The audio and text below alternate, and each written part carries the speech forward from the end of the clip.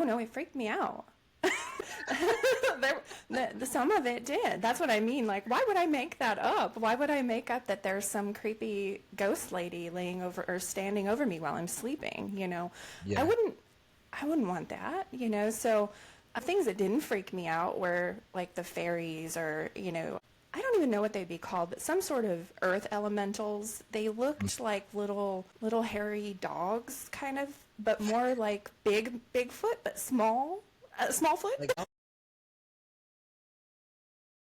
hello, radiant souls, and welcome to another episode of the podcast. So glad you guys are here again today.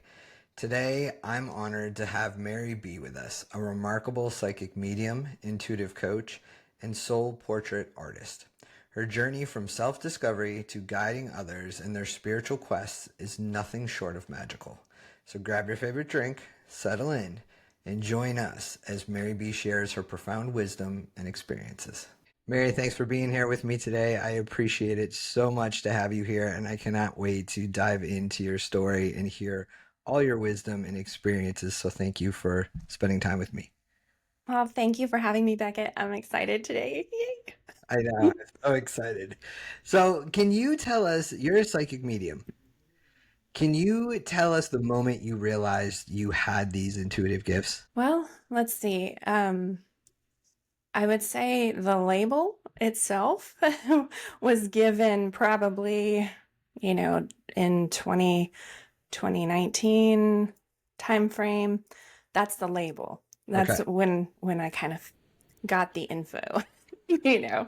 Um, but the original memo was sent to me when I was a kid.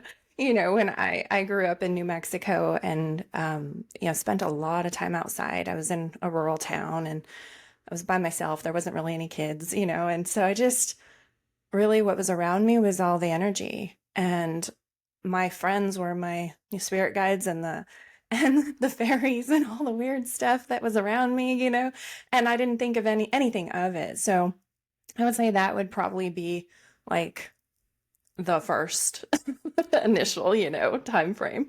Did you ever like go in and share with your parents? Like, were they ever, you're a little kid, were they ever like, well, you don't have any really friends? And you'd be like, oh, yeah, I got plenty of friends. Did you ever share that with them? I think I blocked some of that out. You know, um, I'm one of those people that I'm like, what do you mean I don't? Yes, I do. Like Right. I'm not one to, I've never questioned whether I was able to see something or not. Like when someone would say, "Oh, that's not there," I'd be like, "Well, you just don't see it." And that's how I've always been. I've never said I don't, maybe I'm crazy or maybe, anything like that. It's been more like, "Oh, yeah, I see that, but you don't." That's fascinating to me because, and you and I talked about that briefly before we ended up doing this episode, and it was like, because even I have had moments where I thought, am I crazy? Is this, I mean, am I losing it or is this really happening? So, how do you have, like, where does that confidence come from, especially as a kid where you're just like, that's on you that you don't see this? I don't know. I don't know where it comes from. It's just this inner, I guess it would be the inner knowing. It is a Yeah. strong sense of awareness of myself saying, yeah, this is real. Like it feels real. I can see it. I may not be able to touch it, but it feels cold if there's a ghost trying to get in my space. I can feel that. And so why would I make up something that would freak me out? You True. know? Well, and speaking of that, like this, none of it freaked you out? Oh no, it freaked me out. So the some of it did. That's what I mean. Like, why did I make that up? Why would I make up that there's some creepy ghost lady laying over or standing over me while I'm sleeping? I Yeah. wouldn't I wouldn't want that. So uh the things that didn't freak me out were like the fairies or, the little I don't even know what they'd be called, but some sort of earth elementals. They Mm. looked like little hairy dogs, kind of, but more like Bigfoot, but small foot. Like really small? Like how small? No, like the size of a dog, Okay. like a medium-sized dog, but standing up And I always saw them in white, like they looked like they were white fur, and they would run and they would disappear. It was like they'd go into the tree, and it's strange things, and this area was full of very interesting nature spirits, and including like the darker kind of energies where you would look outside and you would see, a group of 10 very tall, skinny, dark beings. The shadow people is what I Yeah. call them, but they're in the daylight, in the middle of the day, walking across the yard, and I'm going like, uh, stay inside today. Like, what do you do with that as a kid, and how does that affect your childhood? Oh my gosh, I was into so many. My mom would always tell me I was morbid, because I was like, well, and then this thing died and blah, blah, blah. I would talk about death all the time. I was very fascinated with ghosts. I, was interested in why they were there and why I could see them. And they never really said like, you're not seeing it or you're crazy. They would just be like, oh, okay, oh, okay. They were never like concerned after it happens over and over and over and over again. Oh, no, because, my sister, she's 10 years older than me, and she had similar experiences, but hers, I think, were more intense. As far as, yeah, that's a whole nother story. But, they had her already kind of paving the road, talking about all these things. And so when I got to that, it was like, oh, okay, you know. So your parents aren't they? Would you say they have the gift? Because I know sometimes, right, when people have these gifts, like I know my mother is gifted. She may not practice it, but do you find that in your family? Yeah. Yeah. So my grandmother, my grandmother would say that she had ESP. That was how she said it. And she lived to be, I think, 97. Oh But she wow. would talk about, I have ESP, and I would say, well, what is that? She's like, well, I know stuff before it happens, or, and I didn't quite know what that term was. Yeah. And so I just kind of was like, okay, cool, grandma, And my dad, my dad's very intuitive, but he also doesn't. I'll tell you a funny story. So he said, I'm sending the kids a Christmas present. And I was like, okay. And this was maybe 3 years ago, 3 or 4 years ago. And I said, well, okay. Well, he says, don't get weirded out by what it is. I said, well, what is it? And he says, well, I'm sending them some magnetized hematite and some selenite. And he says, supposedly this is for protection and reaching higher energies. And then he goes, but I don't believe in any of that. He goes, well, I found the selenite myself because, New Mexico is a place where you can find that. Yeah. And he's like, so it means it's a lot stronger. And, and as he's saying these things, and I'm going, but you said you don't believe it. Like, what? So he does believe it, but he just doesn't want to admit it. Maybe. I don't know. We don't even talk about that. So, so most of the time I tell them things and they're like, oh, okay. Like literally, it's just, oh, okay. Really? So do your sister then and you bond more over like things like I would that? say so. Yeah. Yeah. Okay. Her and I are more vocal about it. And without her, I think my life would have been a lot harder. Because Right. she was a path maker, and I'm very, very grateful for that. But she definitely had to go through things kind of the hard way. Um, so spirits and ghosts, spirits versus ghosts, but ghosts being something that always were visiting me, and how to handle that. So it's kind of wild. So when you saw, so one, do you both have the same gifts or do you guys have different gifts? We have different gifts, actually. Really? She's what I would call a super empath. What's a super And empath? super empath. And I don't know, and it's interesting. I know there's several different types of empaths, right, Mm. in the world, and we all kind of group ourselves into one. But she feels the physical pain of others so Ooh. strongly, and she's very, very, very hypersensitive to everything, sound, smell, like everything, right? So, but it's very helpful when it comes to the very subtle sensitivities of energy. That is, the Yeah. energies that are heavier, I would say, ones that are more, um, that maybe a shaman would deal with, you know, Okay. that kind of, she's sensitive to those energies where I'm like, you can't touch me, so I don't notice you. So the darker energies. Right, the more denser vibration. Yeah, she can sense that very clearly, whereas I am like, uh, get away from me. Maybe I'll feel that, but not as much, I would say. Now, do those energies, like, I know I'm empathic, but I'm more emotional. I don't know that I'd want to Hmm. physically feel like I feel a lot of emotions Hmm. Yeah. all the time. Yeah. Yeah. That's a Like, lot. yeah, it's a lot. It's hard to work with that, but at first I was like, because as a kid I was just always called too sensitive. Ugh, I hate that word I or know, hate those I words I so know, but much. you know what I mean. It was like, oh, you're so sensitive. You're just, and I'm like, I couldn't help it. So I grew up thinking Yeah. being sensitive actually was bad. Right. Right? And It it's was a not. It's a weakness. superpower. Right. So to be I don't know that I'd want to be a super empath because I feel like that's enough. But did these Yeah. darker energies, do they phase you at all, or are you just kind of like, yeah, I see you, but you're not going to be around me?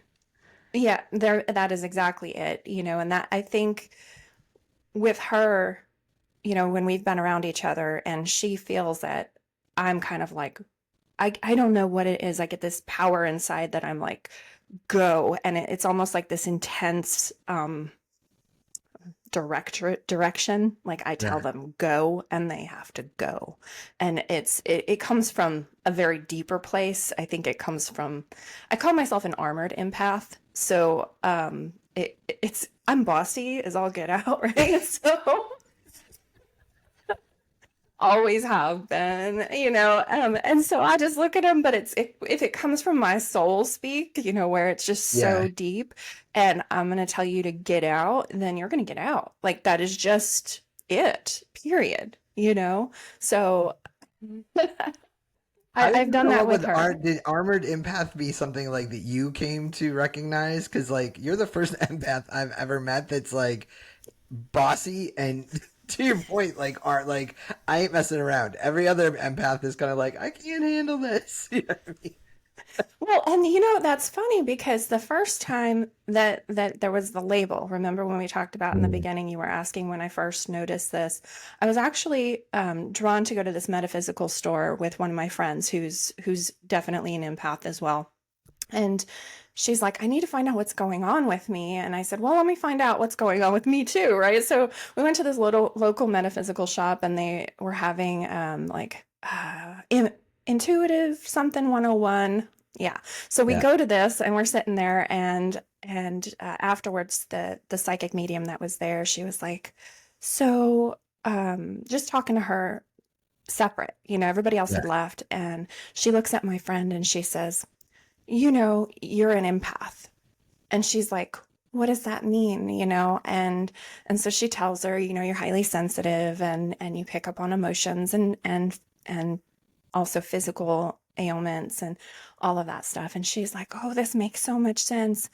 And I was like, am I an empath? Because I don't think I do that, And I'm like, and what's wrong with me? I'm like, well, if I'm Yeah. not an empath, am I a narcissist? So I Oh started God. going, so then I went down that train, of freaking out over that. And I'm like, no, yeah. And I'm sitting there going, that is not true. I am not a narcissist. So what the heck is going on here? But anyway, so I didn't ask the lady that. I said, well, what am I? She goes, well, and this is something I already knew. So, but I didn't want to hear, how this goes. Right. Um, she looks at me, she goes, well, you're going to help spirits cross over. And I was like, hmm. And she says, you're going to Can I help choose something else, ghosts. please? That's exactly what I was thinking. I was like, I know, but I don't want to. You're going to help ghosts go to the light. And so I just sat there and I was like, okay, well, I already knew that they were harassing me for a reason. Mm. And so I didn't know how to do this. There was no one, okay, because I'm going to tell you, in the mediumship world, mostly, and I'm not going to say always because that would be a blanket statement. But most of the time, mediums are like, I only talk to those in the light, and and I'm like, or angels or whatever, and I'm like, okay. But I I said to spirit at that moment when I was like questioning all of this, saying, okay, fine, I'll help them cross over. I'm cool with that. I get it, right? I said, but here's the deal. Here I am being bossy again. Here's what I need. Here's the deal. I will do this only if, only if I also get to help those in the light connect to the loved ones. I said, so this is how this is going to go, and I will do both, but I just need you to help me with the other, So then I said, I just walk the line. I walk that gray line between talking to ghosts and talking to spirits. And so I know that's a strange position to be in, but I can tell the difference between the two. And I can see the difference between the two. But there was no one teaching that. So, what was the craziest thing was, that show Ghost Whisperer? Yes. Okay.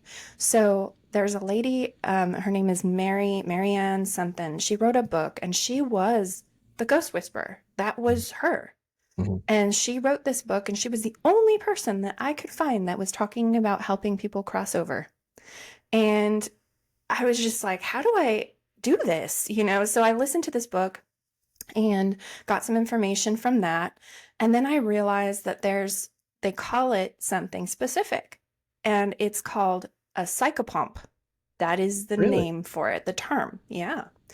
And there are communities online, no joke, that are called psychopomp community.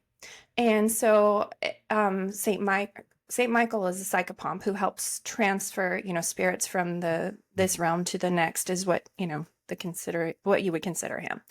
And so when we think about that, of course, then this is going down a rabbit hole, so don't mind me, but is death also, are we fearing death? But that's actually like Saint Michael.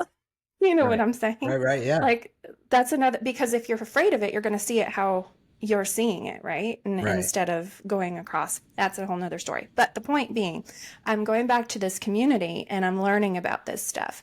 And I realize there's a lot of death doulas in there because they're learning how that works and how that process goes to help people cross over. But learned a lot from that. I haven't really been back to the community in a long time because, I just kind of do it now.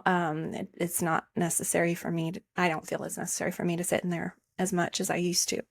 But okay, so we've got that part. I learned how to do that. And now you're asking the armored empath, right? So Yeah, but hold on. I want to ask you a question yeah, so yeah. people can understand. What would be the difference between a ghost and a spirit, right? Because a lot of people will Yes. say, well, ghosts are spirits. So what are you Mm. talking about when you're saying ghost versus spirit? Okay, absolutely. Yes, that makes perfect sense because I know that, but they don't know that. No. Okay. So, the way, okay, so a ghost is someone who's passed who hasn't fully crossed over into the spirit realm. So I see it as it's kind of like an energy of their ego remaining. Okay. That's the only real kind of description I can give it is their ego is still kind of floating around and they still do human-y things. So Mhm. they'll poke at you, they'll harass you, they'll come visit people because they may think that they need to finish something. They may think that they were robbed of their life and so they're going to stick around, or they may be confused as to what happened. There's several reasons, obviously, why someone would stay, Okay. as a ghost. Now, if you look at them, if you could see them, so they look gray, they look kind of sunken in, and if they haven't been around a lot of people to kind of hone in on fear energy or anything like that, because they hone in on your energy and they'll kind of zap your energy from you like an energy vampire. And Mm. that's how they get their energy to do what they need to do to harass you, you know? Lovely. And right?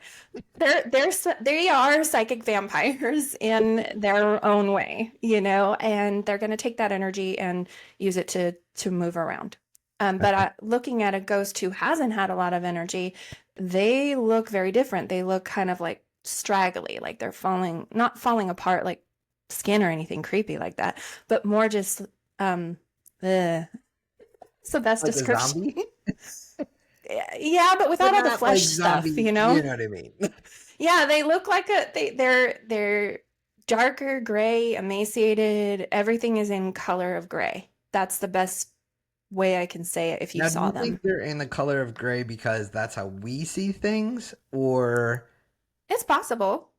you know what I mean? It, Like, yeah. I've only seen one ghost, or at least what I referred to as a ghost. I went to the bathroom one night. It's like 3 in the morning, of course, and came back into my bedroom, and there was a little boy playing with cars and trucks on my bed. Like, he startled me so much I jumped because I wasn't expecting him. You know what I mean? And he wasn't. There Yep. wasn't. To your point, I'd never seen a ghost. I've never seen one since. But it just took me aback because I'm like, whoa, there's this kid sitting on my bed playing with this truck, and then he just literally looked up, smiled, and then kind of dissipated. Interesting. Huh. Into the wall. And one of my friends who can see dead people like Yeah. you know what I mean, would say he reached out to me the next day. He goes, "Did you have a visitor last night?" Because he's pretty intuitive, and I said, "Yeah." And he goes, "Was it a little boy?" And I said, "Yeah." And he's like, "He followed you home from the dragon boat practice you had by the water. Oh He liked my. your energy, and he Hmm. just wanted to say hi." I was like, "Okay." So I thought, I can't imagine seeing that all the time because he took me. I didn't feel threatened. I was just caught off guard. Yeah. No, and I don't see them all the time. I have that's another agreement that I've made because, you can make requests, by the way. No, that's You can important to tell people because people don't understand that. Yeah, you can make requests. So as far as how I see them, I don't often see them anymore just with my regular eyes. I Okay. feel them and then I'll close my eyes and look at them. And that's how I'm seeing them in gray.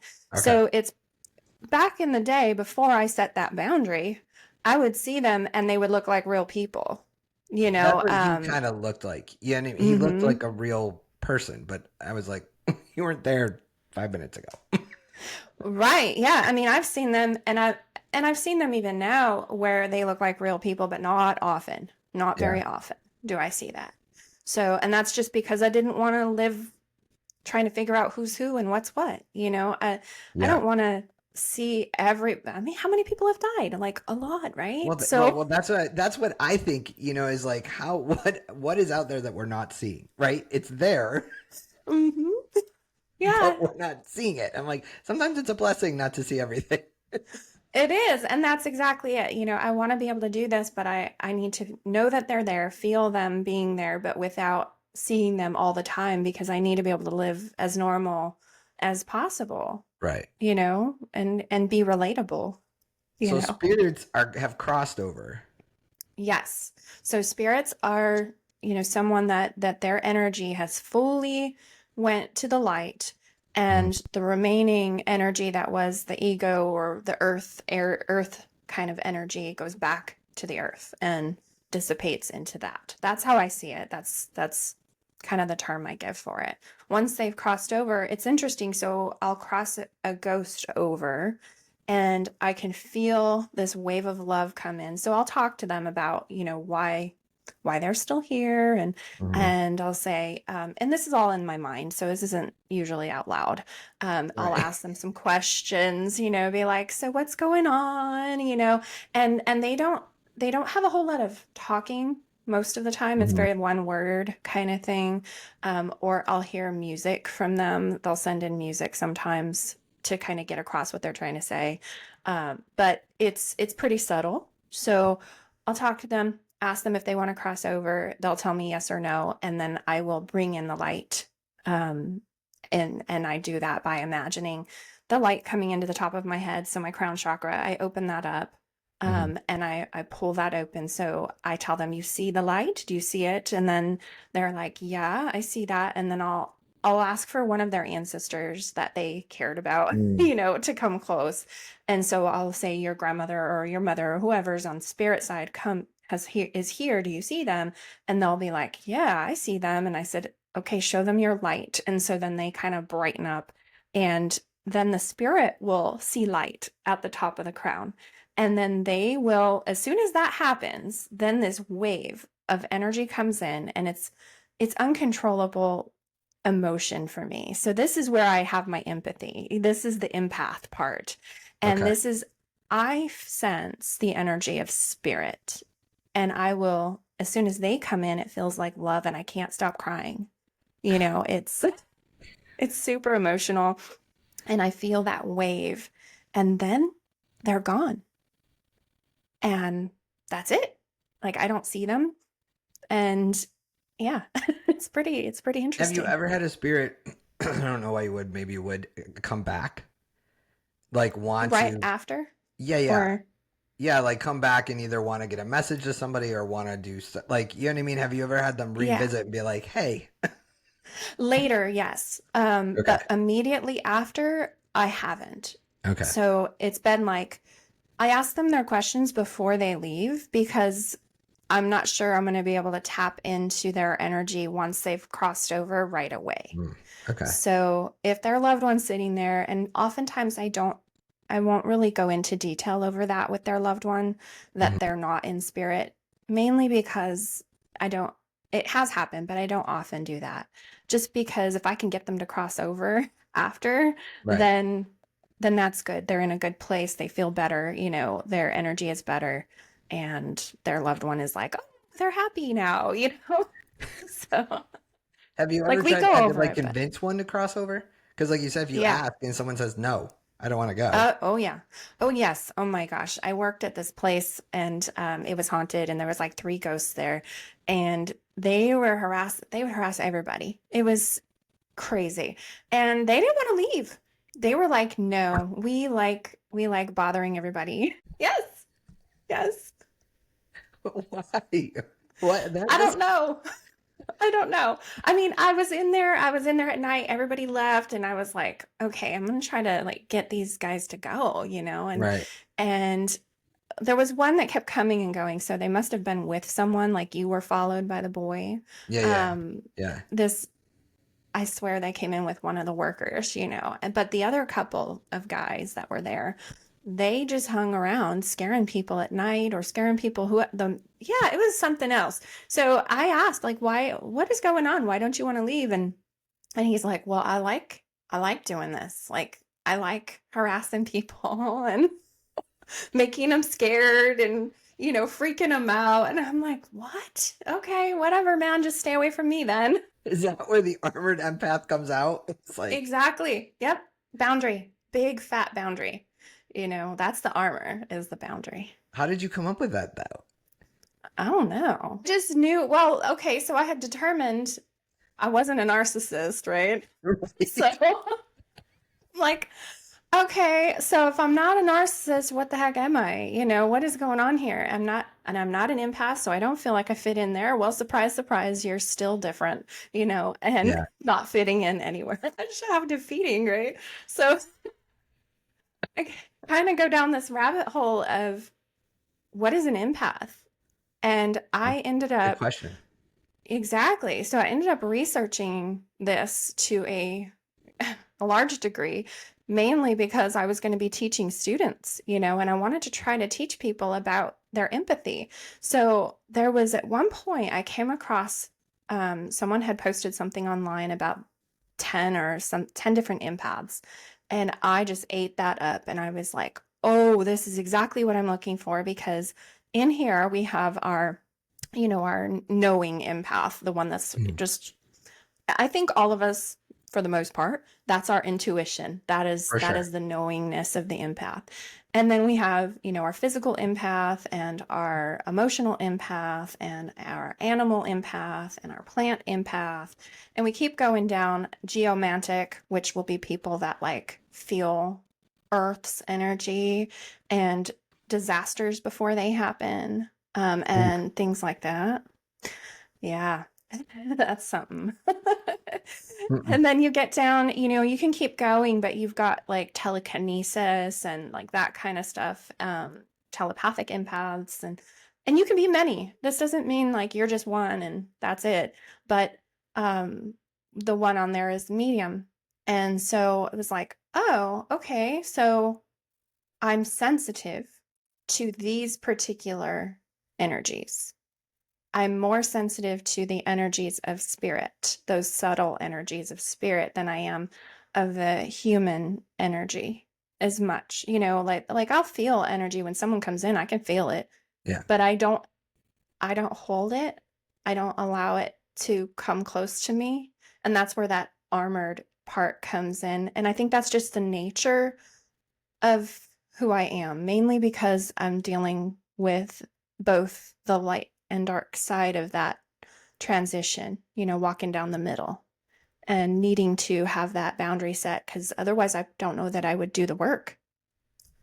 Well, yeah. And that's funny because that's my mom kind of doesn't do, because she can sense when someone's going to pass. Mm-hmm. Yeah, that's a pretty heavy thing. Right. And she was told that. I think we went to a psychic fair a couple years ago, and the woman said that, like, you similar, but you help the actual human like let go and pass. And she's Mm. like, I don't want to do that. What am I supposed to do with that? Like, and she made a joke to the woman. She's like, what am I supposed to do? Like, set up a table with the Grim Reaper sign and be like, come see me? She goes, oh my God, no. She goes, I'm kidding. Like, what do I do with this? Try Saint Michael instead, okay? Right, right, whatever. But so your point, she just doesn't. Do you know what I mean? She kind of turns it Yeah. off, even Yep. though it's still there.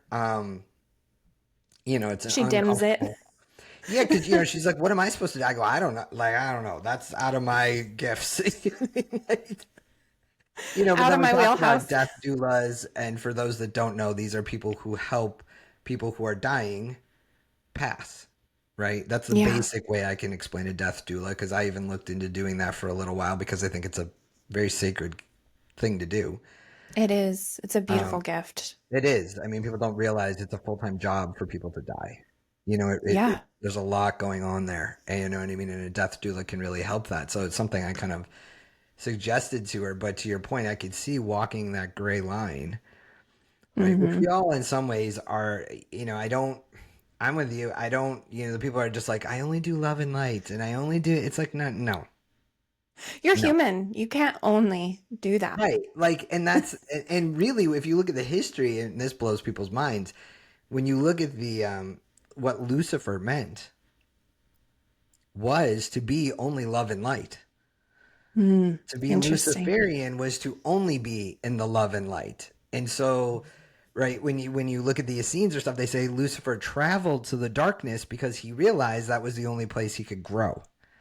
Yes. Yes. And to Right? He help was too people. bright. Right. So that was the quote unquote, however the fall, which really wasn't. It was no, I you have to go into the darkness to grow. You can't always just be love and light. So really You're that's to like be a seed. Luciferian. Right. Right. Exactly. Exactly. Like a seed. You know what I mean? I got to grow. So it's fascinating that you say that, because I could see where you would have to be armored. So mediums, if we had to define for people what is a medium, hmm how would you describe that? So I would say that it is a medium is someone who can sense the subtle energies that spirit can give off. And that would be like spirit being God, universe, spirit. That's all the same to me. And also those loved ones in spirit. Now, that even goes past that. So, that can be energies that are in that same vibrational category. So, that would be angelic beings, that would be extraterrestrial type beings that are in that higher vibrational energy that you can subtly connect to. And then if they choose to, or are able to or want to. There's the lower vibration that they can sense. So a medium is really the interpreter of that energy. And so when the information comes through from someone's higher self, from an angel, from the guides, whatever it is, and I'm taking that and I'm interpreting what I'm being given to deliver it into words that you can understand. And I'm the middleman, Right. basically. And so when someone is getting information from a medium or a psychic, then that information is coming through their lens, and you only know what you know, right? So as a medium, if someone is trying to tell me something about, let's say they lived in a country where I was not familiar with any of the customs, I didn't know anything about it, they use words I don't understand, but they're trying to get across to me some sort of ritual that they are talking about. Well, they're going to show me the closest version of what I know to be able to deliver that message to the person in front of me.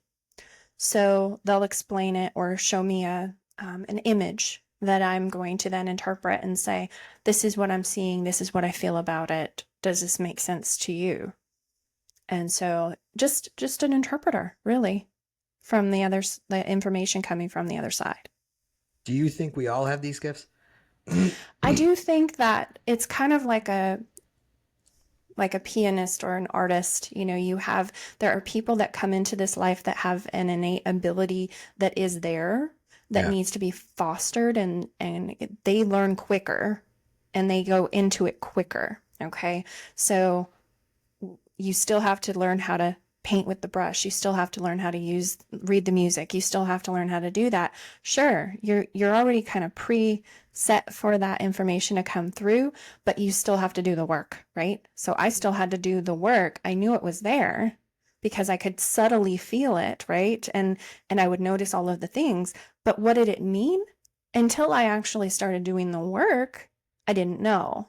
Yeah. So it was all one thing, and I just was scared of everything at some point. It was like everything's bothering me. So just go away, everything, you know. How did you not let that? Because I know you kind of looked at John Edwards, didn't you? I did. I did. So, gosh, when I was 17, my grandpa passed, and I was like, okay, he came to me in a dream. And Oh, yeah, it was pretty, it was a visit. It wasn't just a dream, it was a right, visit. right. And I was sitting in my grandmother's kitchen with my grandmother, and we were just talking, and the front door opened, and I looked over and I was like, whoa. And he comes in, and my grandma and I both look at each other. I said, what are you doing? This is in a visit dream, Right, okay? right. So I said, you're dead. What are you doing here? You know, and he looked at me and he goes, well, yeah, but not really. And then he says, everything's going to be okay. I'm just coming to tell you that everything's going to be okay. And Wow. so I was like, okay, uh, thank you. And grandmother was like, thank you. And then he left, and that was it, right? So, and going back to John Edward, I was sitting there going, well, does he have anything else to say? Right. So I'm in my waking mind, I'm like, well, why That's didn't I it? ask him more questions? Like, what was I thinking? Like, who am I? So, so I go to this big, auditorium, and John Edward came to town in Albuquerque, and I, saved up my pennies as a, Yeah. 18-year-old to go and see John Edward, and I'm sitting in the sea of people, and he starts pointing and, saying and putting things out there, and I'm like, I feel my grandpa. Why is he not answering questions? I'm like, wait a minute, and then all these people are getting their lovely messages, and I feel all of their people, and I don't really know that that's what's happening. I just feel like I'm sitting here sad, Experiencing. and Yeah. experiencing, and I'm in tears, I'm literally just bawling my eyes out because of all of these messages coming through, because little do I know that that's actually something I'm going to be doing in the future, you know? And that I'm already sensitive to it, but I just thought it was part of what was happening. And it was pretty amazing. And I came to that. I was kind of disappointed that he didn't come through, but at the same time I thought, what? girlfriend, you just had a visit. Like, Yeah, but I would feel like you because I would be like, well, why didn't I ask more questions? yeah, I didn't ask more questions. And so I just kind of like let that be, and I thought, well, what are you gonna do? And so John Edward, great inspiration and a door opener for so many people during that time. And I think there's these pioneers through time Yeah. that open these doors that allow for someone like me to then years later read a book that they wrote and really kind of I dug into this book called The Infinite Quest, and it it just made me realize, yeah, like, okay, one of the things he always says in it is you're not special. But you know what? That's true. Like I know there was a healer's book I read in school when I was going, and they said, you're the same thing. Like Yep, the you're not healers don't special. heal, right? Yeah, you're not special. Like you're not doing the healing. Right. You're just the medium. No, Right. You're just the you're the middleman. vessel. You're the Yeah. vessel. And but you have to be a willing vessel, a willing participant to do that. So, Yeah. you do have to get yourself in a place where you're able. So, yes, I do believe, to answer your question, that everybody does have an ability to connect with their loved ones. Hmm. And most of the time, a loved one will come through in very subtle ways, not to freak people out. And that's going to be in a dream, Yeah. typically. And if you have a dream that you have visited with someone, it's very likely a visit and not a dream. And you can take it for what it is and just remember that in your heart, that's what that is. And you can You ask them know, questions. please ask some questions because then you're like, otherwise, and you probably won't because that's not what we do in our dream state. We're just like, oh, okay, it's great to see you. Well, you know what's interesting is, and we're bringing this up, and I don't know, this is kind of on the same topic. I had a dream last night, a dream, Mm-hmm. but I had a dream that one of my good friends had passed, but he has Oh, not. okay. So in my dream, I was telling myself, this is not real. Like, do you know what I mean? Like, it kept referencing Okay. back, going, I can't believe this guy's gone. And I'm like, but he's not gone. Like, in my dream, I was talking to myself, going, okay, but this is not, he's not gone. You were lucid dreaming. Yes. You know what I mean? Which happens a lot, but I was like, that was weird. Because I've never Hmm. dreamt of somebody passing who hasn't passed. Okay. Okay. Interesting. Now, then the question would be at that point, how old were you in your dream? Were you How I you am now? now. Yeah. Okay. Curious about that. Yeah, because time, is really that illusion that we live in, the Oh, construct yeah, for of sure. time, which is so mind-boggling. If you try to think about it, you'll hurt your head. But I know. I just don't know go there that, with people. right, everything is how it is. And so sometimes when we're seeing that kind of stuff, are we seeing something in the future? Are we seeing something now? And if, or are they having a death of their old self? That's another thing. Like, are they shielding or shedding a layer, and they need to have space held for them while they shed that layer? That's a possibility of a death of something. Or is the relationship coming to an end, which also would be a death of something. So Yes. there's so much interpretation when it comes to Well, dreams. there is, and for me, I just kind of came out of it and went, because, I've only seen him, I saw, caught up with him at a memorial, Mm. but I haven't seen him in 10 years, you know what I mean? And Oh, we were wow. really close. So it was just weird that of everybody, there was like a picture frame of him in the dream, and people were like, oh, it's so How sad. In a moment, I was strange. like, he's so sad that he's gone. But I was like, hello, he's not gone. This isn't real. I was like, Oh what gosh, is we going could on? even say that maybe that's an alternate reality, that you were visiting another version of yourself in time. And goodness, that one always blows the mind too, is that we are living ourselves in many forms, in many ways, through universes in I know time. we could go down that rabbit hole, but I have a feeling Oh people would be gosh, that like, is so Doctor Strange, like we're not we're not going there. But we'll do that on another episode because yeah, that could take all day. it could. Because I tell people that and they're like, what? I'm like, forget it. Just No, I'm with you. But I believe it. So if you need to talk to anybody about it, I'm here. yes, because I did. Because this morning I woke up, I'm like, that's so strange. But I I didn't put a lot of thought into it at the time, but I just thought it was more funny that I was telling myself while I was doing it, like, this isn't real. Like, Yes, hello, you're yes. good. I'm like, okay, at least I knew that. So as you're practicing these gifts and you're learning these things, right? Society is expectations, Yeah. right? And I think that's one of the reasons I know I've shared with you and I've told other people I did this podcast was to show the uniqueness of everybody and understanding that these things aren't crazy, Yeah. even though society wants to label us that. So how were there a specific expectation that you had to shed to kind Hmm. of transform your personal life and spiritual practice? Let's see. So I didn't have any religious background growing up, so there wasn't Okay. anything that I needed to kind of get myself out of Yeah. any of those thought processes. Now, that doesn't mean that I didn't try to be part of religion. Um, I tried because, again, remember when I said earlier, like trying to fit in the box? Well, I Yeah. don't fit here, and I don't fit there, and I don't fit here. I didn't fit anywhere, right? So I didn't fit into religion either. I mean, no joke, even in 2018, like the time before everything changed for me, I got baptized. You did. I did. And it was so funny because okay, so I was going to church because for one, I love the music part of church. Yes, I do And too. that is my favorite part of Yeah. church. And I am living in the South now. Now I grew up in New Mexico and I live now in Florida, Northwest Florida.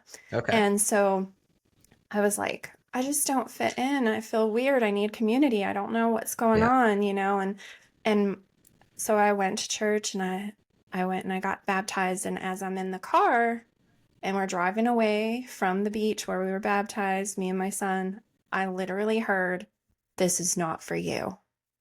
And Really? I'm like, and I like, seriously, guys, like, why? Why can't I do this? And Yeah, and so I remember putting my head on the window and I was just like, okay, well, now what then? Like, it didn't make any sense to me. And they're like, you trust us, just know that it's okay. This isn't for you. And I didn't go to church after I got baptized. That was it. Like, literally baptized, no more church. Who you got to does change that, that right? baptism ritual. No, and it wasn't even that. But I get it now. No, and if someone's finding church to use as a stepping stone to get where they need to get, Yes. that's great. Do those things, find your path. Um, but they were trying to get me out of that. Spirit was. I Out say of when you say they. out of that, out of what? Out of a out of I would say that stigma that society has of mediumship. So, because this was coming up in my future, which I didn't quite know exactly what that meant at the Right. time, um, they were directing me to something else, and keeping me out of that because I don't know if I were to have gone down the road of baptism and stayed in the church, I don't know that I would have done this work that needed to be done. I think Yeah. I would have talked myself out of it maybe, and put myself in that category of trying to believe something that didn't quite fit still, you So know? you kind of would have you think maybe that right the societal expectations of church. And it's interesting Yeah. you say that because my mom has very much gone to more church. We weren't. I was raised Catholic, but not like stringent. It was kind of like Hmm. I want you to have experience of something, Yes. but I'm not. I don't care. So we just happened to be Catholic. It was like you're just going to happen to go there, and by sixth grade, if you want to quit, you can quit. But at least you've had exposure to something. Yeah. I mean, I did that myself when I was 8. My neighbor was Catholic, and I was like, "Hey, mom, dad, can I go to the Catholic church with the neighbor?" And they didn't invite me. Like, I invited myself. And I said, because I'm like, I hear stuff, right? Like, I Yeah. remember hearing something when I was a little girl. This was around that same age. I was standing there looking in the mirror and I said, why am I here? Like, I remember asking the mirror Yeah. and I heard, you will do great things. And, and I was like, okay. And I just like, that was it. That was it. And I believed it. I was like, cool, that's great. But then I'm like, well, who was talking to me? And so then that's when I was thinking, well, let's go to church and find out where God is in church, Right. right? That's what they say. Right. So I went into church and we were stand up, sit down, stand up, sit down, stand up. Yeah, Sit yeah, down. I'm yeah. like, Yep. okay, what is this? Exercising? No. you know, Yeah. and then I have the I don't know what they're called in the Catholic Church, but we'll just call him the preacher, okay? And they were speaking in tongues. I'm like, what is that? I'm young. I didn't go to the kids service. I went to the adult service, people. Like, She did. and they're over there with their little smoky thing, and it's like Yeah. going off, and I'm like, what is this? And I said, huh. I'm like, I don't hear God here right now. Like, it was just kind of like, why are they coming here to do this? It didn't make any sense. So I figured out that, God really isn't in church the way you think God's in church. It's not like you walk in there and you're like, hello, God. Right. I'm like, well, God's It's a always lot with of you, rituals and apparently. yeah, yeah. Yeah. Yeah. So I just went, well, I guess God's in my head. It's so funny. So when your guides were like, "This isn't for you," you didn't question it. No, because I didn't go back. I was just kind of like, well, now what? That was really the next question, was like, now what? That amazes me because, like, even as a kid, when they're like, "You're gonna do great things," you're like, "Okay." Like for me, I'm asking like 52 questions. Like I got something from my guys the other day. They're like, "Remember who you are." I'm like, "What does that mean?" I guess it's just this whole thing of you're going to Trusting. see, like, it's going to happen. Like, okay, just wait, I've always trusted those just very strong, loud answers.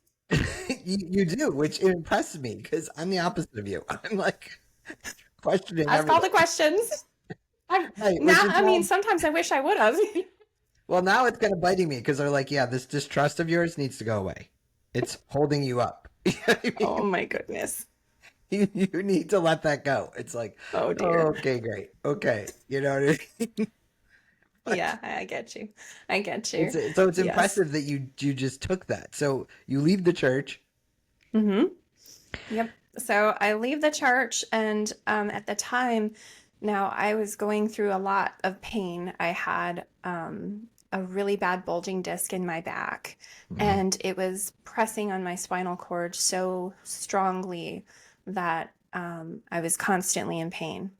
And one of the things I kept saying in my mind is, please don't stop me from walking into places. Please don't make me defecate myself. Like, oh, like no joke. Like that's how bad it was. And Yeah. so the doctors didn't believe me because I just powered through a lot of stuff, right? They were like, "You're not that in that much pain, and go to PT."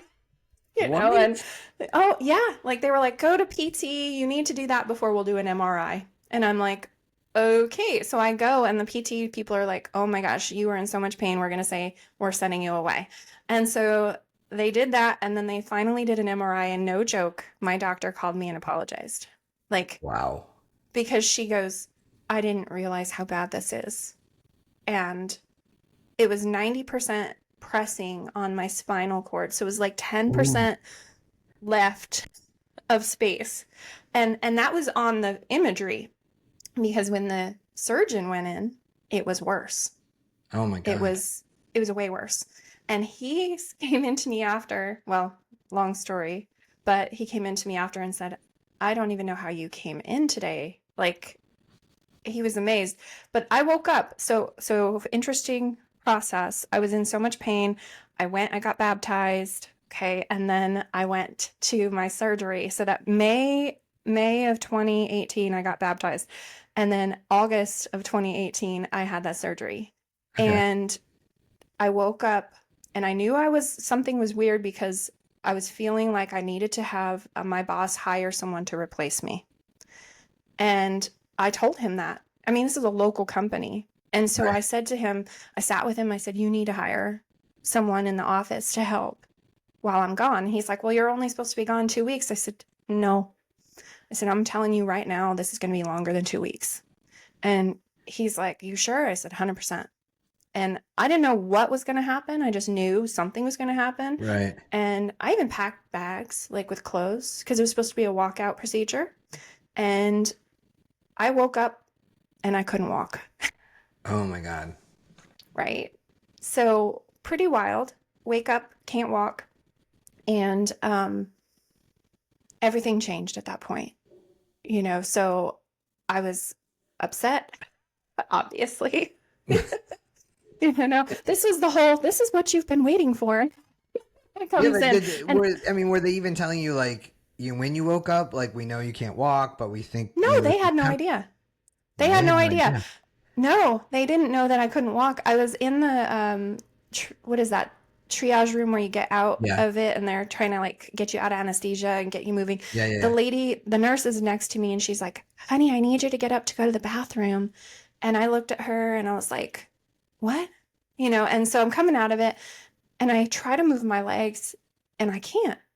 And then so she comes back in about 5 minutes and she's like, "I need you to go up to the bathroom." And I was like trying to move and then she starts getting angry at me, like, "You need to get up." And I looked at her and I was all, "I can't move." Ooh. And then I said, I just like intensely looked at her and she goes, "I'll go get the surgeon." Yeah, good idea. Yeah. I mean, I'm sure they probably have a lot of people that are like, "I can't move," and Right, right, right. but But you're like, so I ain't so playing to her around. credit, but to her credit, like, but at that point it was like, no, really, I can't. And so they had to have three people come get me out of the bed and like put me in a wheelchair, and it was bad. It was very hard. And so I couldn't walk. Oh Like, my what? God. So I had a very hard time with this. I was stuck in a hospital bed, of course, and my doctor was shocked, that this happened. He had never had anything like this happen in a surgery. Like he was just kind of blown away. And I told him, I said, "This isn't your fault." And he's like, What? he goes, "How can you sit here and look at me and tell?" Because he was so worried about me. Yeah, He's like, "This reminds me of my family. You remind me of my wife. My kids, like that, and you're her age." Like it just was a lot for him, yeah. and he was being very human, and I love that. Very empathetic, and I remember looking him in the eyes and saying, "It's okay." I said, "This isn't your fault. This is how this is supposed to be right now." And even though it sucked, no, this isn't me going, "I'm excited about this." This is Oh yeah, me no, just I hear you. realizing what it Yeah. is, and then I went to rehab and they were like, I said, "I'm going to get out of here in 2 weeks. Like, I don't want to be here." And they were like, "There's no way you're getting out of here in 2 weeks. You can't walk." And I'm like, "Oh, I will. Hey, watch me. You're going to be ready to sign my paperwork to get me in." Trust me. Like this girl. Crazy. Yeah, but I was in the biggest pivotal moment of my change to get me to realize what was actually happening was they had to stop me in my tracks because I was pushing everything away. I was Uh-oh. pushing my abilities away. I was not. I mean, I had some things going on that I was just like, "Oh yeah," but I was so busy in the 3D world that I wasn't looking at that at all. I wasn't looking at Yeah. my spiritual side at all. And I remember waiting for a nurse to come in to help me to go to the bathroom. And I just started bawling. And I was like, I feel so alone. And my grandpa shows up. And I'm like, "Where have you been?" It takes this for me to get you to come. He's all, "We're always here." And then he says, "I'm just telling you, it's going to be okay." And again, that same message, from 17, when I was Yeah. 17. And still the message hasn't changed, at least he's consistent, right? And he's like, "It's going to be okay. You're not alone and you're going to get through this." And it was, wow, it was really, really powerful. And I realized at that point, everything started flooding in. I could feel the prayers from people at night. I could Oh feel wow. them like a blanket over my body. And I don't know how to explain that other than I could feel the individual prayer energy almost like woven into an energy blanket being placed over my body at night. So prayer works, people. Prayer works. I fully believe in that because when I had my brain injury and I had a 1% chance of dying, there was a prayer circle started. Yes. And they called it, Yes. she called our spiritual center and then they called the church. And she said, and I firmly believe that that's what stopped me from having to have surgery. It stopped the pressure in my brain That's and amazing. saved my life. Wow. Wow. What a Yeah. powerful story. Yeah. So I agree. I do agree with you. I didn't feel it, but I wasn't consciously, Right. I mean, yeah, you're out of yeah. it, But to obviously, feel you that, know. I'm sure had to, like, did you feel comforted by it? Oh, yes. I mean, my husband would leave at around 7 o'clock at night. He would be there, hanging out with me until then, but then he has to come home and take care of the kids. So after he would leave, I would cry, and I would just sit there and cry because I can't go anywhere. And like, and at that point in time, then I would feel this blanket, and it was just like, oh, and then I would close my eyes and I could see spirit doctors working. And it was Spirit like doctors. spirit doctors. So people who look like doctors, in coats and things like that. And they were there in my mind's eye working on me. And Really? I was just like, okay, cool, this is interesting. Like, I was just like, how is this happening? And then I felt this very overwhelming strength when I would wake in the morning. It was like renewed energy. And I would be ready to go to my therapy, occupational therapy and physical therapy. And every time I'd go out there, there'd be other people out there because it was a group, kind of Right. therapy thing. And everybody would be like, down in their own sadness. And every time I'd go near somebody, I'd be like, you can do this. You can do this. So I was just like pumping everybody up and like, it was pretty interesting. It took all that energy and then just shot it out in the Yeah. morning and was able to distribute that as well as work on healing myself and I just started getting better and better and better really quick. And I sure as heck left within that 2 week time. You did. Were they I did. shocked? Like, were they just like, what? They were like, I don't know how you're going to do this. And I'm like, it doesn't matter. I'm going. Like, I'm telling you right now, I'm out of here. Now, this doesn't mean I was running a marathon in 2 weeks. Right. This just means I was actually able to walk out of there with a walker and still continue physical therapies, which I will say, if anybody's going through physical therapy, seems like it's the devil, but it's not. Yeah. Um, it helps a lot. Do it. Don't put it off. So, Did it you help know. your intuitive, like when you left, did you feel hmm transformed? Like, did you feel, No, I will not say I felt transformed. I okay. felt defeated. I felt sad, and I didn't even look at my miraculous healing as a miracle. I was just kind of like, "Urgh," Yeah, still, I get that. thinking I'm not going to be able to walk on the beach without a walker. How is this going to happen? How am I going to recover? Will I ever be able to ride a bike or run again? And, what's this life going to look like? And it was just this very overwhelming um, thought process. And then everything kind of just shifted and changed as I quickly was recovering from all this. So it's pretty amazing, actually. Yeah. Did you find, I know for me, because I felt the same way. People would say what happened, or, I didn't wake up in the hospital and go, oh, I'm had a brain injury. It wasn't like that. It Right. was, it wasn't like, it was, I don't know how to explain it. It was like, I don't know, I slowly came back to life, but it took me, it's been 10 years now to finally look at it and go, it was a huge blessing. Yes. And I see why I Yes. needed it. But had you asked me that on year 2 or 1, not, no. Not so much. Yeah, I mean, right now, if you were to ask me, would you have had the surgery again? Would you have done all of that? Well, for one, I probably wouldn't be walking if I hadn't had the surgery, Right. considering. Um, but knowing what I know, even going through the pain and going through all of the loss of self, I had to remove some of that stuff, and I'm really, really glad that I did. And yeah, I would do it again, And there's a you know? grieving, I don't know, for me, and that's something I've worked with people that people don't understand, right? Is we die many times in my We thoughts. do. And We there's a do. huge grieving process when you go through something. Like I had to grieve who I once was Yes. and who I now was becoming. Yeah, it's a new chapter, right, in their Oh, book. a Yeah. whole new, I mean, maybe it's even just a whole new book, you Yeah, know? you know what I mean? It was a whole, and I went through the dark night of the soul and the deep depression, and trying to figure out Yes. how do I fit into society now? Where do I fit in? I don't fit in. Nobody understands Yes. me even more now. You're right. Yeah. I mean, now I'm even more of a sore thumb, but Right. I'm like, what is going on? But, mine was just like, I started hearing spirit after that very, very, very loud. Like there was no in between anymore. It Yeah, just was like, well, this is what's happening, and now you just need to refine it. I was getting my guides were dropping breadcrumbs everywhere. So, and I was picking them up finally. I was paying attention.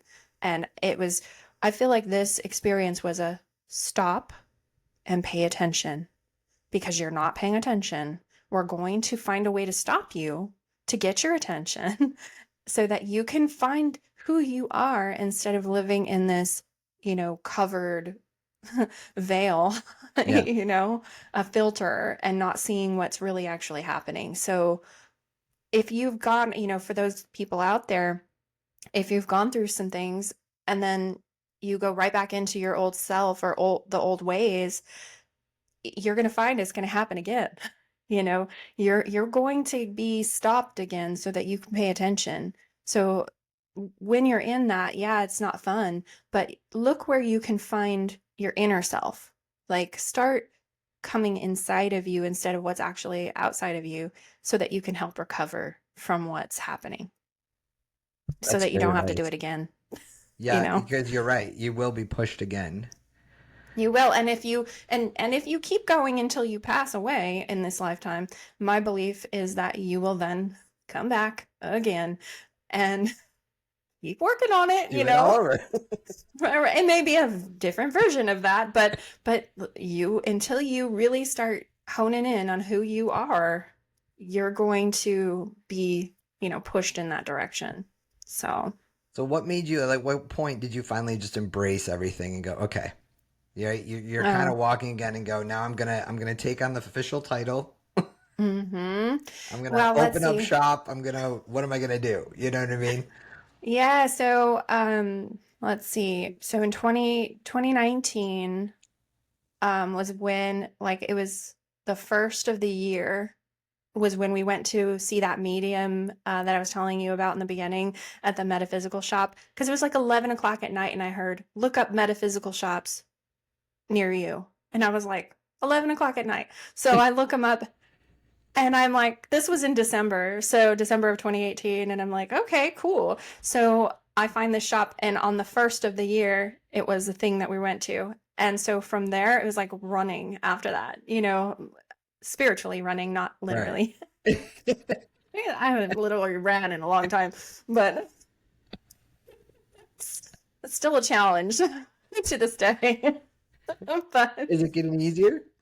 it is, yeah. I mean, Yeah. I remember crying when I came home and went, wow, I can actually kind of run a little bit without feeling like I'm going to hit my face on the pavement. Like, that's I laugh amazing, only right? because I get that. I used to walk to the left. I would lean to the Mm, left, yes. and I'd So have you're to use like, a I'm going to walking. fall. Yeah, yeah, Yeah. because I would fall, so I'd have to use a walking because I couldn't, balance. So Wow. I don't want What a people to think I'm recovery. laughing at you. It's like I know what Oh that gosh, feels no. like. No, no, I didn't take it that way, but yeah, I can see. No, no, I literally looking like I'm going to fall on my face because I had to drop foot, that would like catch. Yeah. So, yeah, I mean, we recover, we do what we can with what you have, but spiritually hit the ground running in 2019 and just started eating up everything that I could about ghosts, spirits, mediumship, everything that I could get my hands on. I was like taking it in. So, I yeah. love the title of your business. Oh, thank you. How did you? I didn't come up with that. You didn't. I was gonna No. ask you that. How did you come up with that? Because it's unique. It's a unique title, and I love it. So I was sitting in meditation because I was trying to think, what am I going to name this business? And I said, well, I'm just going to ask Spirit then. What do they want Okay. me to name the business? And I heard Spirit's Operator. And I'm like, oh my goodness, that's so, yeah, like absolutely. And when I was younger, I was on the phone all the time. And my dad, he used to joke with me, my intuitive dad, the guy that is not claiming to be intuitive. He Yeah. says, they should really just install one of those in your head. So that you can just talk wherever you are, since that's what you do, since it was a corded thing back in the day, Yeah, yeah. um, it's not like now, but I was like, okay, dad, but anyway, now I have it in my head, which is so funny. Yeah, but I mean that was a good, and when I saw that on your website, I'm like, that's a fantastic business name. Oh, thank you. Yes, they gave it to me, and oddly enough, a friend of mine who does weird number name numerology stuff added up the numbers in my name, my maiden name, Yeah. and the numbers from my business, and they equal the same number, which is, vibrationally a connection. So Right. I thought that was kind of crazy wild. That is kind of cool. That is Yeah. so we'll finish up here and I have a couple questions for you. Yeah.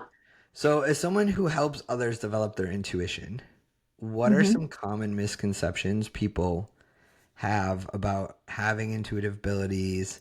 And then how do you address this with them? Because I know I get this question a lot. How do I work with my intuition? So I'm intrigued to see like your thoughts on that. So I guess the common misconceptions are that we know everything. Um, Yeah. okay, that's the first one. We don't know everything. A psychic isn't going to know everything. They're going to know what they're given. Hmm. You can ask all the questions in the world, but if it's not the time for you to know that, you're not going to be given the information. Which So, people don't like. right? Yeah, because we're people. We want to know now. We're impatient, right? Yeah, like, why did I come to you if you can't give me the information? I mean, there will be some versions of it, there's Yeah. something that's going to give them some direction. Absolutely. So you'll always get direction. It may not be what you want to hear, and what I mean by like everything is when you walk in a room and someone ran into a wall and you're like, "Oh, didn't the psychic know that was going to happen?" Ha ha ha, I know. I hate. and I'm going, here's the thing. If I lived in tune to everything all the time, I would be exhausted. Yeah. So to tune into someone's energy is also like psychic peeping Tom, which I am highly against. If I tune into your energy, it's because you're allowing it. And I'm doing that with permission so that I can help you. And I'm not joking. I can see things that happen to you that nobody else knew about. Mhm. So if you come to me with a friend, I always ask, are you sure that you want your friend in the room? Because there are things that I can see that you may not want to share, you Right. know? So, so that's one of the things is I'm not going to be always honing in on you because that's just not fair and it's exhausting.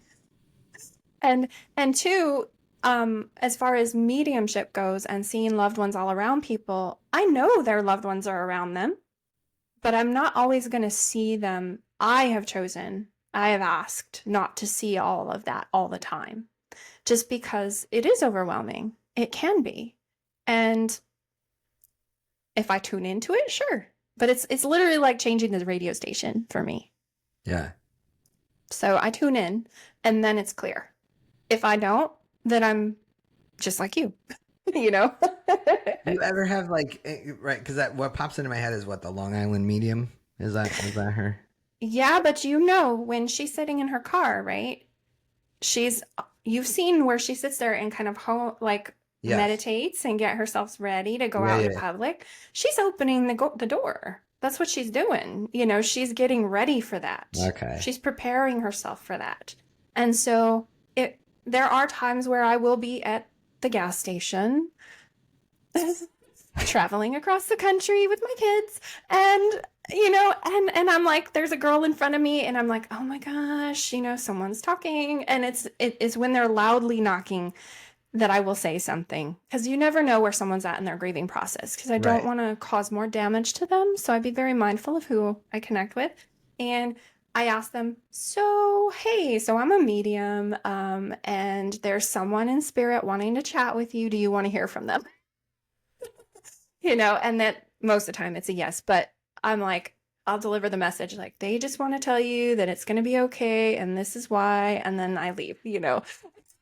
Well, that's because I wondered, because right, the long and she'd be like, they're literally banging or knocking at me, being like, "Hey, hey, I need you to talk to them," like Yep. And I'm like, "Do you get that a lot?" I get that, but I don't get that a lot. And I Okay. think that's because of that boundary as well. So if she's willing to do that and she's okay with doing that, and that's her personality, that's where she's at. Um, and for me, I don't want I don't want to approach that. It's just a different way of doing it. Not that one's bad or one's good, just different. And yes, I do have people knock on the door, and when they do, I do deliver the message as well as gently as possible. Well, because I think that's important for people to understand that when any energy practitioner really should ask for permission. You know what I mean? Mm-hmm. Like mediums or anyone that I've ever worked with, they take it very sacredly, and it's like, I'm gonna ask, Yes. can I do energy work on you? I'm gonna ask, can I connect? I'm gonna ask. I'm not gonna just Vomit it on you. right vomit it on you or do energy work without you. You know what I mean? Like there is a sacredness to it, and I think that's important for people to understand and know and Mm-hmm. notice whoever you're going to, whether it's a psychic medium, or energy healer, any of those, they all, at least people I come in contact with, it's a big thing to say, no, we need to ask and honor your energy and Yes. your vibe, so to It speak. is. It is. And I think that's important too when you were asking about is everybody a medium or is everybody able to do these things? For those that are tuned into this, because there's a lot of us out there, some Mhm. that work professionally and some that don't. But if you're getting messages for people but that's not what you do normally, just keep in mind they're grieving over the loss of someone in some stage. Yeah. And so when you feel their loved one or see their loved one and they have a message, just ask before you just give it to them because they might not be ready for that yet and you could cause more pain to them than than actually helping them. So just be mindful. That's all. Yeah, and you that's know? important. And I know we were taught that too, even in school, was like, just because you're getting messages doesn't mean you necessarily should deliver them. Yeah, and that's another thing. Like I'll ask, should I say this? Right. Especially to friends or things that are going through things. And because psychically, I'm tied to those people. Like my friends, there is no disconnection. So if you're something's going on with you, I'm gonna know. Like that's really and I'm not They probably are looking. I like, we just can't hide anything from her. oh yeah, you should talk to my best friend. Oh, poor thing. I'm like, what is going on? Does she handle that well? Because like, is Oh yeah. she in part? Does she, understand and partake? I guess in this type of. Oh yeah, I mean, I've known her since we were 11 Okay. and I'm 42 now, so it's been a minute. Okay. And I remember telling her that I was going to do this and I said, "Is this surprising to you?" And she goes, "No." She's like, "You don't remember what happened the first time I met you?" You know. Anyway, yeah, it was like, "Oh, I guess I wasn't as like discreet about it as I thought." Well, you were 11. I know, that's true. I have zero not life skills. not at like 11 are you discreet ever. You know what I mean? It's kind of like, hey. That is so true. So So true. she's had a while to know that you're gifted, and it's like it is what it is. Yeah, and she's definitely open to that. So, and I'm grateful for having someone that lifelong friend of mine who's willing to be my Yeah. my friend still. Right. Like, because that's, I think, and that kind of leads into the next question of like, you're a spiritual practitioner, right? Business owner, wife, mother, all that can be challenging. So, how do you maintain the harmony between all these aspects of your life and the strategies you use to still do the work you need to do? Oh, yes. Oh, and it goes back to the boundaries, just when I am working, and my Yeah. family is very they honor that very kindly. They give me my space and they know that what I do is helping people and um it's helping people see that this isn't a bad thing, Yeah.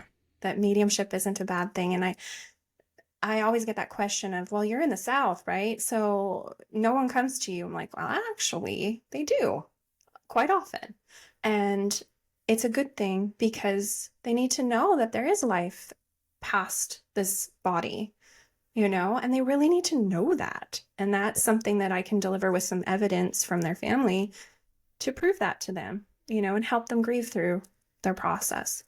Um, but as far as, my kids and everything, sure, having a psychic mom is not fun. Like, I'm going to tell you that. And I remind them all the time, like, I don't know how many times I have to tell you, for one, I'm a mom and I have mother's instinct, and that's very strong anyway, right? Like, Right. now you add in the other part, and they're like, my oldest was telling me one time we were at dinner, and he goes, Mom, will you just let me ask the question before you start answering it? Like, because I was just answering the question I was hearing in my head that he was about to ask. And it's like, oh, sorry. I didn't even think about that. I was like, ooh, yeah, being a teenager and having a psychic mom. Woo. Yeah, nothing gets by, I'll tell you that. I'm like, no joke, they'll even tell me to check on the grades. Like, I'll hear in my head, I'm laying in bed, no joke, it's like 10:30 at night. I'm scrolling and doing the typical human madness. Right. And then I hear, check on their grades. And I'm like, uh-oh. So then I'm like, oh man, oh no. Guess we got to talk about this tomorrow. Oh my God, that's awesome. I don't know if that makes parenting easier or harder. I don't know. I don't know any other way. So Right. it I is mean, what it's it a is. hard, yeah, it's a hard job anyway. So I'm gonna ask you a question I ask everybody. In a world constantly seeking answers, what's the most powerful question you've asked that led to a profound shift in your perspective or life direction? Hmm.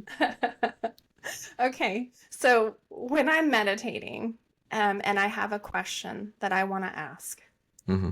I usually will write down the two questions I want to ask, whatever those are that I'm going through. The Okay. last question that I always ask, and even during hypnosis sessions, everything else is, what else do I need to know? And that is when all the information from spirit gets vomited on me that I needed to hear. And it comes out in a what is the word? Trance kind of channeling information. So when you're sitting there going, what do I need to know about this? Like, what is it I really need to know? Um, leave that open. That's going to be the open question. So if you ever go to a psychic or anything like that, the last question you should ask them, is there anything else I need to know? Just be prepared for the answer. Just be prepared that you're going to be like, whoa, I guess I needed to know that, maybe. That's a lot. I love that because it is. It's a good question, but again, it's the I needed to know this, but I may not wanted to know that. Yeah, well, and it always comes in, and the other part is, what do I need to know may expand into a consciousness kind of information as Mm, well. It goes beyond just the person. Like, what do I need to know about the world right now? What do I need to know about it? And you don't even say that. You just say, what do I need to know? And right. they're going to give you what you need to know right now. No, I So, love that. I love that idea because most people think, right, it's just me, but you're right. The consciousness can expand out to whatever it is that's right. pertinent for you. Because we're one, right? So if you're like, oh, you're experiencing this because of this, and this, and other people are experiencing it too because of this, and this, now it makes more sense. Yeah, So ask those questions. I love Yeah. that. Thank you for that and expanding on that. How can people get a hold of you? What's the best way to work with you or any of ask you questions that they don't want to know the answers to? Oh my goodness, that's so funny. So before you mentioned my business, Spirits Operator, that's with an S, Spirits Operator. And that's pretty much everywhere. Spiritsoperator.com, Spirits Operator on Facebook, Spirits Operator on Instagram. You can connect me that way. And then, I started a podcast too, Spirits Operator. So it's very consistent. That was one of the things that I was like, I want this to flow, you know, needs to be the same everywhere. Well, it's good though, because it makes it easy then, right? Because Yeah. then we're trying to Yeah. look for all the other things. So, I mean, I love that. So, Thank you, my friend, for coming on here and sharing your journey. I appreciate it so much. Thank you, Beckett. It was a grateful opportunity here to share with you. And oh my gosh, so fun. Yes, we'll have to definitely have you back on. And everybody else, stay curious, stay empowered, and keep shining your unique light. We'll see you on the next one. Bye.